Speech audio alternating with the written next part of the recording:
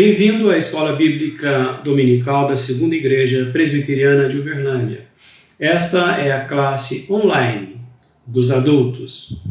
Eu sou o Gerson e cumprimento a todos vocês com a preciosa paz do nosso Senhor Jesus Cristo. Com essa lição, a de número 17, o líder e a reforma, finalizamos a revista Esdras e Neemias, uma perspectiva de liderança. Apesar de ser dirigida à liderança da igreja, procuramos extrair ensinamentos para todo o povo de Deus, em todas as áreas, em todas as lições. Abordaremos 5 áreas levantadas pelo pastor Geraldo Henrique de Andrade que ainda precisavam de atenção. Vamos pedir a Deus que nos ajude. Pai bendito e santo, dá-nos a tua graça, Senhor, de que a tua palavra, espada de 2 gumes, penetre em nossas mentes e corações. Abra caminho para entendimento, Senhor, de qual seja a tua perfeita vontade. Dá-nos a graça de aprendermos sobre essas lições e compartilharmos com aqueles que necessitam de restauração e reforma em suas mentes e atitudes. Dá-nos, Senhor, o teu Santo Espírito para lembrarmos disso. Em nome de Jesus. Amém. O texto básico é o capítulo 13. É o último capítulo do livro de Neemias. A revista não aborda os capítulos 11 e 12, mas faremos um breve resumo antes de abordarmos o tema dessa lição. O livro de Esdras e Neemias, no cânon da Bíblia das igrejas reformadas, formam o último relato histórico do povo judaico antes da primeira vinda de Cristo e retratam a história do retorno do exílio babilônico, em especial das tribos de Levi, Judá e Benjamim, e alguns remanescentes das tribos do norte que buscaram refúgio no território de Judá durante a invasão assíria, em 722 anos antes de Cristo. Em outros segmentos cristãos, podemos encontrar os livros de Macabeus, escritos durante a dominação grega. Porém, o tema de Esdras e Neemias é mais focado na fé e na restauração dos mandamentos de Deus, contidos no Pentateuco, os 5 livros da lei. O objetivo era a restauração da fé. A leitura do Antigo Testamento pode parecer difícil, mas vamos lembrar que o próprio Senhor Jesus Cristo mencionou salmos, profetas e as leis contidas na Torá, ou seja, na antiga Bíblia do Velho Testamento. Quando se deparou com 2 discípulos a caminho de Emaús, logo após a sua ressurreição, Jesus os incentivou a compreender o Antigo Testamento. Eles estavam desanimados e perplexos com a crucificação de Jesus e não entendiam por que aquilo tinha acontecido. E em Lucas capítulo 24, versículos 25 e 27, acompanhando a esses 2 discípulos e respondendo ao seu questionamento, ele respondeu assim: como vocês custam a entender e como demoram em crer tudo que os profetas falaram.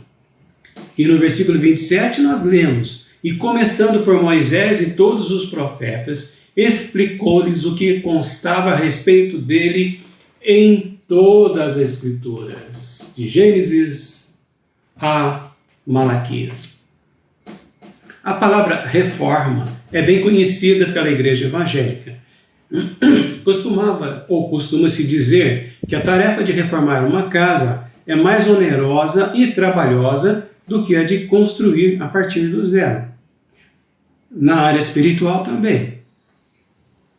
Israel passou por períodos de restauração da fé em Deus, principalmente durante 480 anos, durante o reinado dos reis.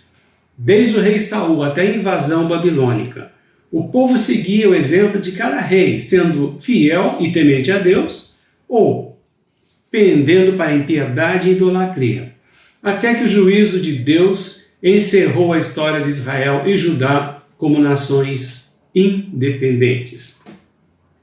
Nunca, porém, Deus deixou de exortar e convocar povo e governantes ao arrependimento. Deus preparou o Império Persa para ser seu instrumento de recondução do povo à terra que seria o berço do Messias, de Cristo, e convocou homens santos para a restauração. Agora, ao longo da narrativa de Esdras e Neemias, vemos uma reforma em ação, auxiliados pelos profetas Ageu e Zacarias.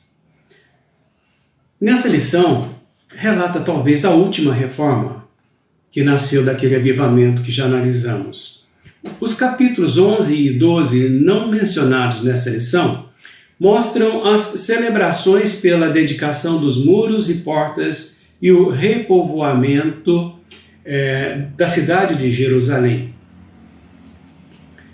Nestes capítulos, Neemias mostra a sua capacidade de administrar o povo, como dissemos, representados por essas tribos, Levi, Judá e Benjamim, usando as determinações de Deus.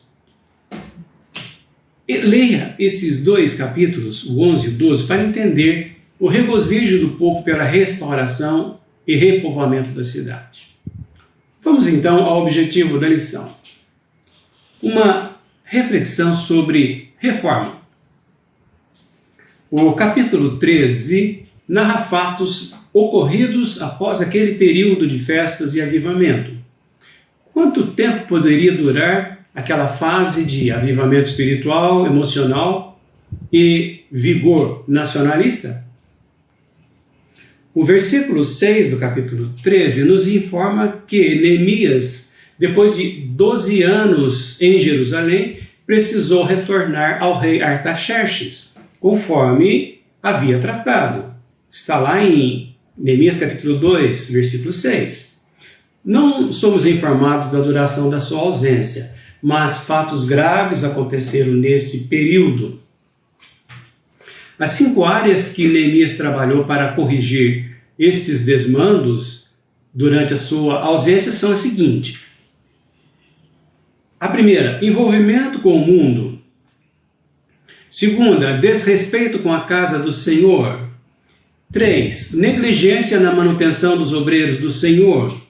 A quarta, desrespeito com o dia do Senhor.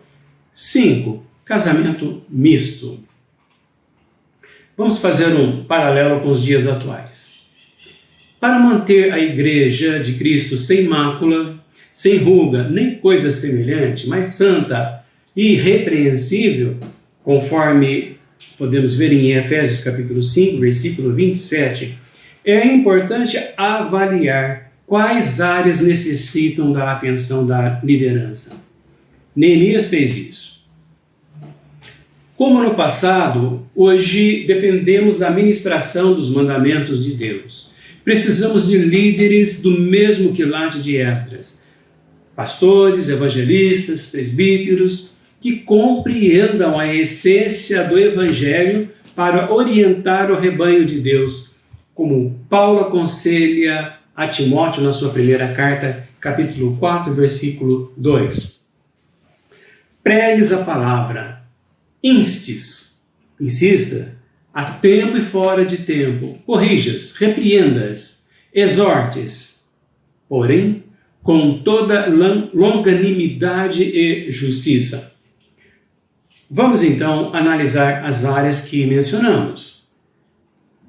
Neemias, capítulo 13, versículos de 1 a 3, fala de um envolvimento com povos gentios. Moabitas e amonitas estavam tendo acesso à área do templo, embora fosse proibido pela lei de Moisés, dada por Deus. Veremos motivos daqui a pouco. Neemias, apesar de judeu, recusou-se a entrar no templo, porque conhecia as restrições. Na lição 14, os ataques pessoais, estudamos sobre isso. Vamos recordar a frase de John Wesley que mencionei na última aula. A conversão tira o cristão do mundo. A santificação tira o mundo do cristão. Convertemos ao Evangelho quando aceitamos a mensagem de Jesus, mas carregamos ainda no nosso coração resquícios, lixos, de costumes e intenções que são descritas como obras da carne. Em Gálatas capítulo 5, versículos 19 a 21. Só alcançamos vitória sobre a carne quando buscamos a santificação pela palavra que produzirá em nós o fruto do Espírito. O povo de Judá vivia em meio a uma população mista, dominada por líderes submissos ao poder persa, com costumes que afrontavam a santidade do Deus de Israel.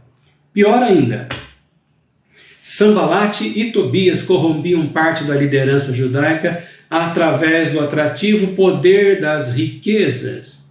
Lembra da lição sobre Mamon? Este contexto nos remete à parábola do joio e do trigo, narrada no capítulo 13 de Mateus, versículos 24 a 30 e depois versículos 36 a 40. Os discípulos, a princípio, não entenderam e pediram uma explicação a Jesus. Alguns interpretam o joio como a semente que o diabo planta no meio da igreja, mas não é o que Jesus ensina. Ele diz no versículo 38 claramente que o campo é o mundo, a boa semente são os filhos do reino e o joio são os filhos do maligno. Lembre-se disso. Além da reforma, podemos chamar a atenção de Esdras, ou a ação, de Esdras e Neemias, de um apelo à santificação. Santificação exige constância, perseverança. São aspectos que não são herdados pelos filhos. É preciso ensino e insistência. Não somos do mundo, mas vivemos no mundo. Esta é a mensagem de Jesus na sua oração sacerdotal, descrita em João capítulo 17. Estamos no mundo para apresentar a luz ao mundo, não para vivermos em trevas, fazendo pacto com o sistema espiritual do mundo. Novamente, o trigo proveniente da boa semente vive fisicamente com os filhos do maligno, o joio, mas não fazem parte do mesmo reino, não compactuam os mesmos princípios. Reino da luz e reino das trevas são opostos. Na parábola, Jesus mostra destinos diferentes. Para o joio, queimado, e o trigo, recolhido ao celeiro dos céus. Quanto ao povo judeu, vivia em uma terra que fora sua, mas pelo pecado a perderam e agora eram obrigados a conviverem com povos que não compartilhavam a sua fé. Mas nos dias de Neemias o povo leu e ouviu. Versículo 1. Naquele dia leu-se no livro de Moisés aos ouvidos do povo, e achou-se escrito nele que os amonitas e os moabitas não entrassem jamais na congregação de Deus. Por quê? Porque amonitas e moabitas não podiam entrar no templo? Eles eram descendentes de Ló, sobrinho de Abraão. Gênesis 13 conta a história. Antes de Moisés entrar em Canaã, Deus ordenara não perturbar os moabitas. Está lá em Deuteronômio, capítulo 2, versículo 9. Quando Moisés conduzia Israel de volta para a terra prometida, esses dois povos barraram a sua passagem, não lhes dando mantimento, nem mesmo sob pagamento, e ameaçavam guerra. Balaque, seu rei, contratou Balaão para amaldiçoar a Israel. Deus impediu isso. E então Balaão aconselhou Balaque a incentivar as mulheres moabitas e amonitas a seduzirem os jovens, os rapazes israelitas, a praticarem a prostituição cultual, adorando seus deuses. Balaão sabia que se a nação israelita fosse contaminada pelo pecado, Deus se afastaria e Israel ficaria desprotegido. Isso custou aos israelitas a perda de 24.000 vidas jovens. Números 25 conta a história. Uma maldição sobre estes povos foi lançada, impedindo-os de participarem da vida de Israel e do templo. No texto que estamos acompanhando, até mesmo os sacerdotes se deixaram seduzir e casar com mulheres gentias. Quando o povo judaico leu no livro da lei o custo da desobediência, resolveram separar-se do joio, ou seja, do povo misto. Na lição 8, dormindo com o inimigo, vimos um episódio semelhante, enfrentado por Esdras, daquela vez envolvendo 8 povos. Para nós, o conhecimento e prática da palavra também é importante. O apóstolo João, escrevendo no livro do Apocalipse, no seu primeiro capítulo, versículo 3, diz alguma coisa pertinente. Bem-aventurado aquele que lê, e os que ouvem as palavras desta profecia, e guardam as coisas que nela estão escritas, porque o tempo está próximo.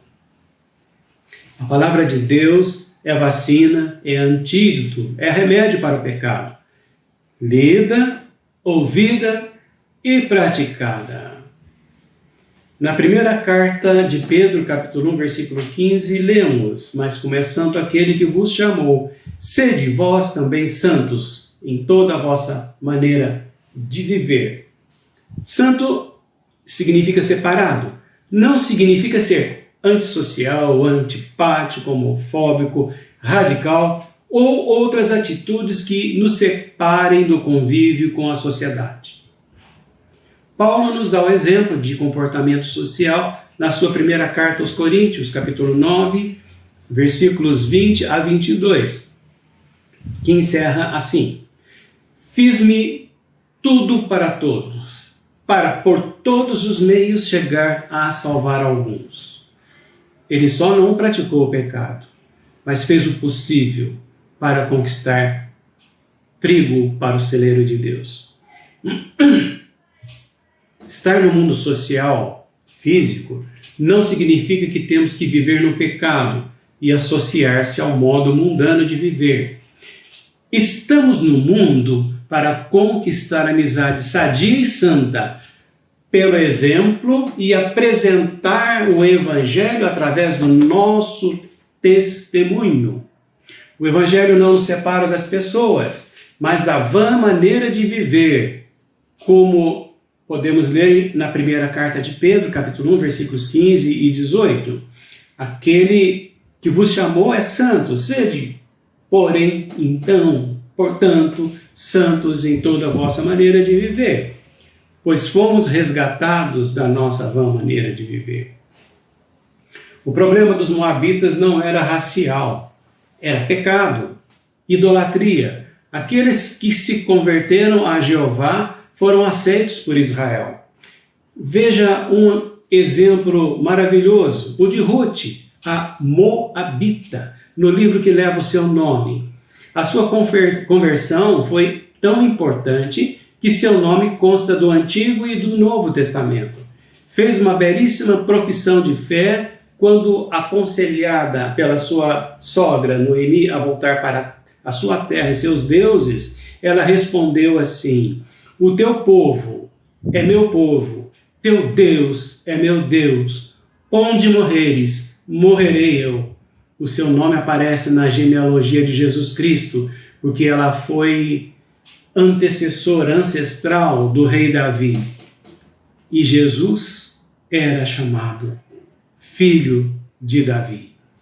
Isso, repetindo, Mateus capítulo 1 registra, até o versículo 5 registra essa história belíssima. Que honra fazer parte da família de Jesus na carne e na fé. Segundo item que precisava de uma reforma era o desrespeito com a casa do Senhor. Estava em ruínas. Alguns não prestam a devida reverência ao local onde cultuamos a Deus, afirmando que Deus se importa é com o coração e o Espírito Santo habita em nosso corpo, não em edifício. O que importa é o coração. Mas vimos que Paulo recriminou o comportamento da igreja da cidade de Corinto exatamente pela falta de reverência quando se reuniam. Na sua primeira carta àquela cidade, no capítulo 11, versículo 17, ele diz: o que vou dizer a vocês não é louvor, porque vocês se ajuntam não para melhor, mas para pior. Voltemos a Neemias. Eliasibe, sumo sacerdote, e o seu neto, também sacerdote, além de negócios, envolveram-se em casamentos com as famílias de Tobias e Sanbalate. O mau exemplo vindo de quem deveria ser exemplo. Sanbalate e Tobias sempre procuraram embaraçar, impedir e denegrir a ação de Neemias. E agora tornam-se sócios e parentes dos sacerdotes que desta forma profanaram o seu ministério. Neemias, ao voltar, ficou assombrado com a atitude desses servos. Eliasibe havia até construído cômodos dentro da área do templo para abrigar os negócios de Tobias, que sempre teve apoiadores e admiradores na elite judaica, como vimos em Neemias capítulo 6, 17 a 19. A reação de Neemias foi rápida. Expulsou Tobias e atirou seus móveis para fora da área do templo. Jesus também, em seus dias, expulsou mercadores do templo. Em Mateus capítulo 21, versículo 13 em diante, nós lemos: a minha casa será chamada casa de oração, mas vós a tendes transformado em covil de ladrões, salteadores. Os outros evangelhos também registram esse episódio. Os mercadores do templo de Jesus poderiam alegar que estavam ajudando o povo a participar dos sacrifícios, vendendo os animais para o holocausto. Mas o objetivo era comércio, lucro. Para Neemias, a santidade era inegociável. O evangelho também é inegociável. Paulo aos Romanos, capítulo 12, diz: e não vos conformeis com este mundo, não assumam a forma deste mundo. Vamos para uma terceira etapa, uma terceira área, capítulo 13, versículos 10 a 14. Negligência na manutenção dos obreiros do Senhor. Após o compromisso de não desamparar a casa de Deus, que lemos no capítulo 10, versículo 39, bastou uma breve ausência de Neemias para rasgarem essa aliança. Quando voltou, Neemias não encontrou os levitas trabalhando no lugar do templo. Tinham procurado empregos que lhes dessem suprimento. Neemias reconheceu a origem, os magistrados. Solução: repreensão aos culpados e restauração dos levitas ao seu posto de trabalho. Resultado: o povo viu a justiça sendo aplicada e voltou a entregar os dízimos e as ofertas para o templo. Versículo 12 descreve isso. E em seguida ele nomeou novos tesoureiros, novos gerentes, capacitados e tementes a Deus. Correção com severidade produz frutos. Um ponto que é uma lição para nós. Não é só exigir a administração honesta e competente dos nossos patrões e prefeitos políticos. Jesus nos ensinou também sobre administração espirituais e bens terrenos. Nas suas parábolas sobre as minas e os talentos, nós vemos isso. Em Lucas capítulo 19, versículo 13, relata que, chamando 10 servos, deu-lhes 10 minas, uma grande quantia, e disse-lhes: negociai até que eu venha. Ou então, em Mateus capítulo 25, versículos 15 a 30, na parábola dos talentos, cada administrador recebeu uma porção dos bens segundo a sua capacidade. O que tinha pouca capacitação, ainda assim recebeu uma parte, mas não soube administrá-la. Não houve produtividade, sequer pediu ajuda. Tanto o que recebeu uma mina, como aquele que recebeu apenas um talento. A ação de Neemias foi parecida com a relatada por Jesus nessas parábolas. Recompensou os que tinham capacidade e expulsou os incompetentes e os infiéis. O assunto administração financeira da igreja merece atenção, tanto da liderança quanto do corpo de Cristo.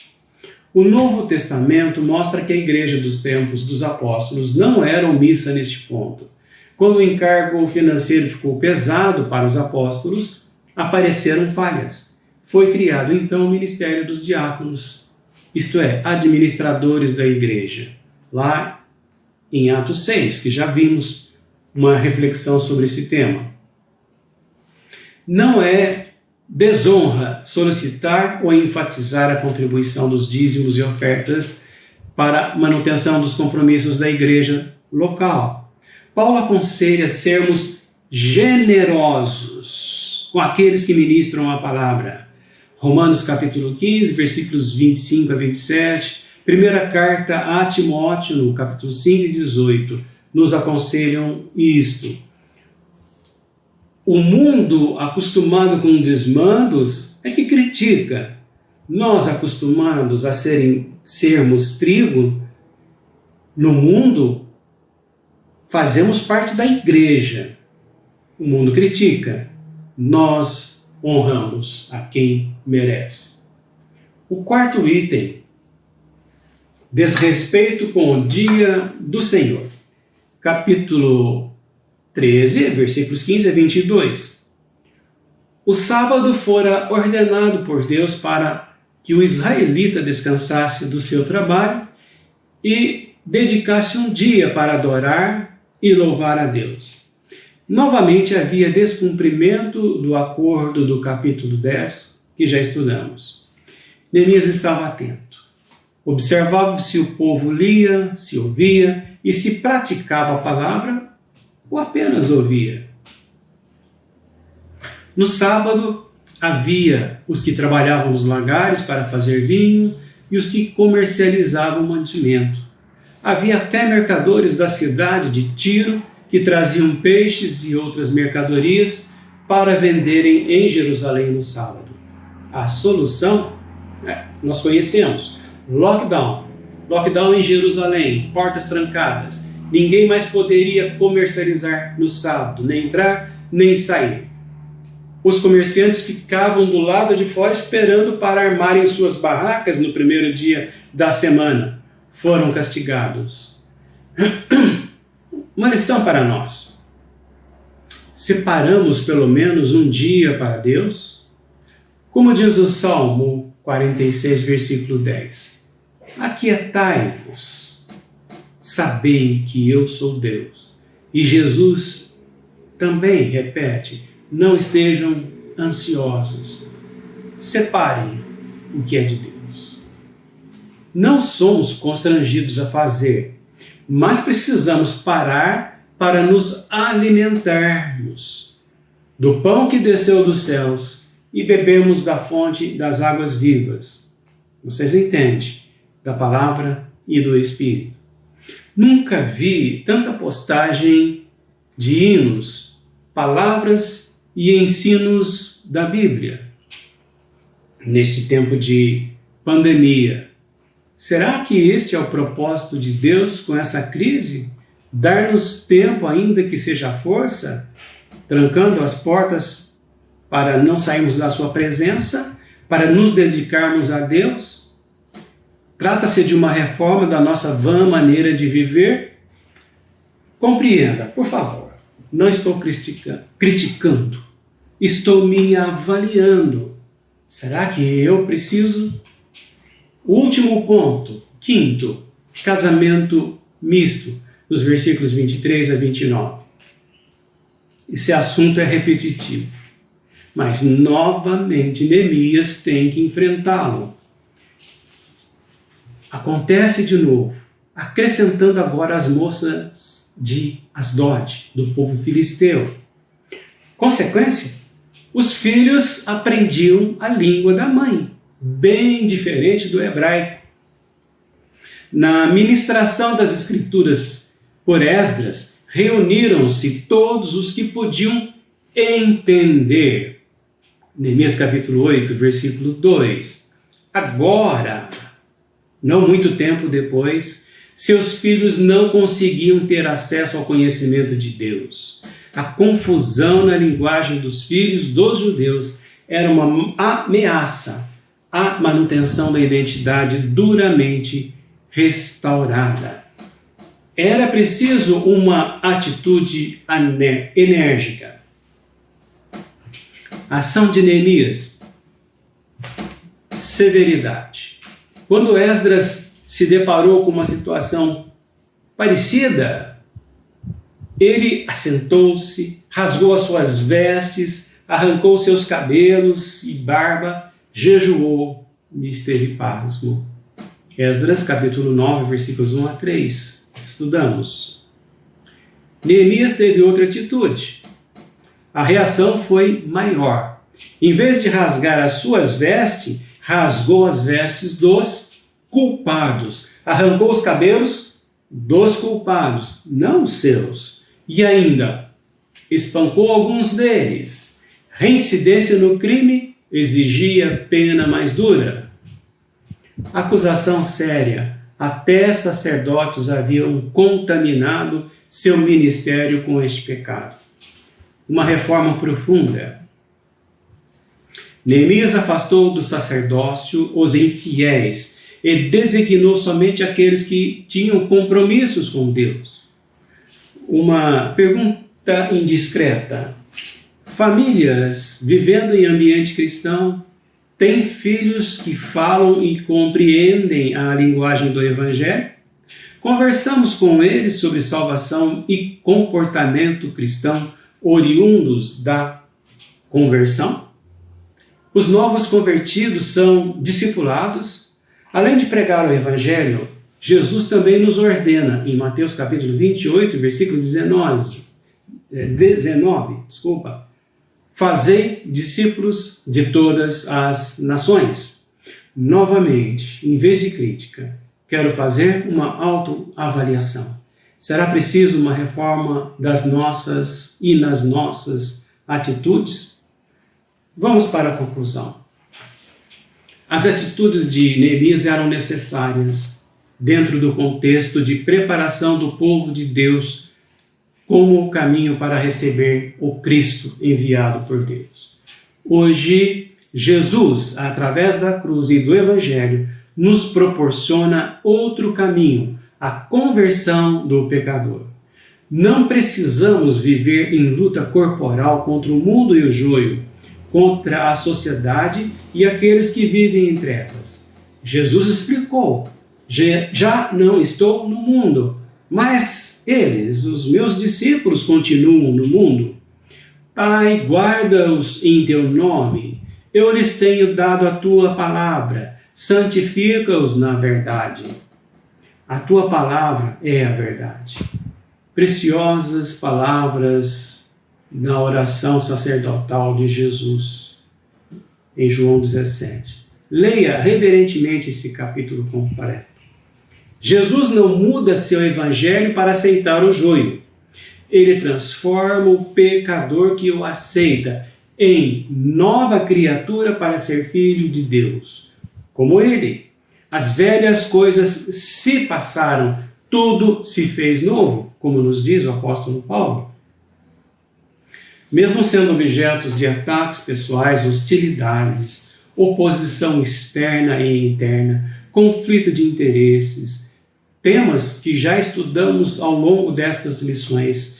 Temos que manter a fé, o testemunho, o avivamento e avaliar e reformar nossas atitudes sempre que preciso. É função de todos nós apresentarmos a luz do Evangelho. Não vamos cobrar apenas da liderança a proteção do corpo de Cristo, a Igreja, para conter a ação dos infiltradores, cujo objetivo é corromper o Evangelho, conforme nos adverte Judas no versículo 4. É preciso o envolvimento de todos, ensino e discipulado. A glória que teremos nos céus não se pode comparar às tribulações que possamos sofrer na terra.